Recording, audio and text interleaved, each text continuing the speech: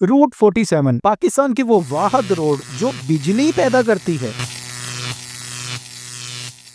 जो सहूलियात इस रोड पर हैं वो आपको पूरे पाकिस्तान में किसी और रोड पर नहीं मिलती।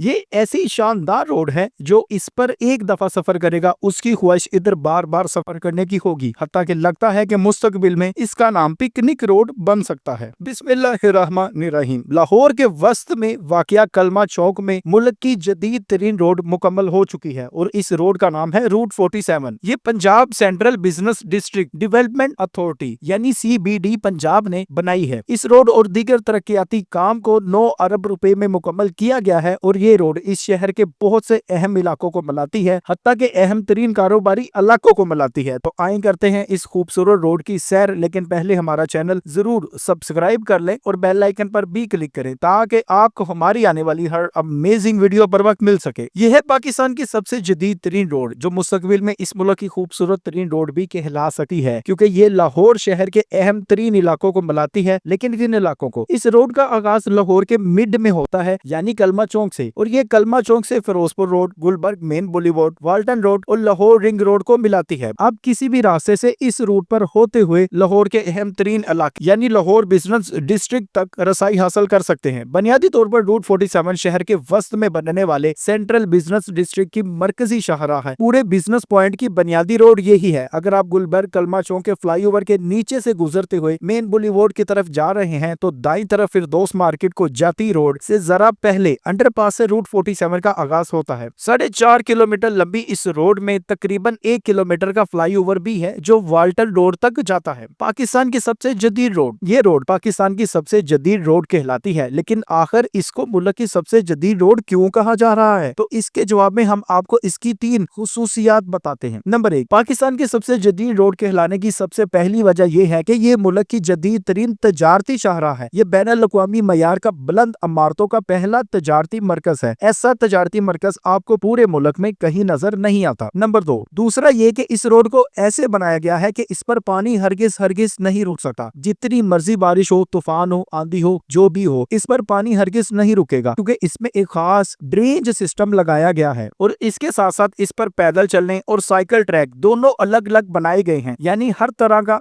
मुसाफिर यहाँ सफर कर सकता है और उसे हर तरह की सहूलियत मुयसर आएंगी। नंबर 3, रोड के दोनों तरफ बनाए गए फुटपाथ पर सोलर पैनल लगाए गए हैं, जिससे बैक वक्त पैदल चलने वालों को छांव भी मुयसर आएगी और इससे बिजली भी पैदा होगी, यानी जो भी इस रोड पर सफर करेगा तो इससे बिजली पैदा होगी। इस वजह से हुकूमत चाहेगी कि ज्यादा से ज्यादा लोग यहाँ पर ज्यादा से ज्यादा बिजली बनाई जा सके। इस वक्त याद रखें इसमें कम से कम 1 मेगावाट बिजली पैदा करने की सलाहियत मौजूद है और हम कह सकते हैं कि ये पाकिस्तान की पहली स्मार्ट रोड है जो बिजली बना सकती है। दीगर ममालिक में ऐसी बहुत सी रोड्स पहले ही मौजूद हैं जो बिजली पैदा करती हैं, लेकिन ये पाकिस्तान की पहली रोड है जो बिजली पैदा करेगी। याद रखें लाहौर के सेंटर में वाक़िया वाल्टन एयरपोर्ट को खत्म करके इसकी 300 एकड़ जमीन को बिजनेस डिस्ट्रिक्ट में कन्वर्ट कर दिया जा रहा है। यहाँ तजारती मकासद के लिए बुलंदो बाला इमारतें आपको जगह जगह नजर आएंगी। रूट 47 की तकमील के साथ ही CBD के अंदर तमाम तरक्याती काम भी मुकम्मल हो चुका है। हम इस रोड को वाल्टन रोड कहें या कलमा चौक रोड, क्योंकि ये सारे इलाकों को मिलाता है। इस रोड ने ट्रैफिक के 40 साला मसाइल भी हल कर दिए हैं। इस इलाके में आपको state of the art sewerage system भी नजर आता है। जैसा कि हमने बताया कि यहाँ पानी हरगिज नहीं खड़ा होता।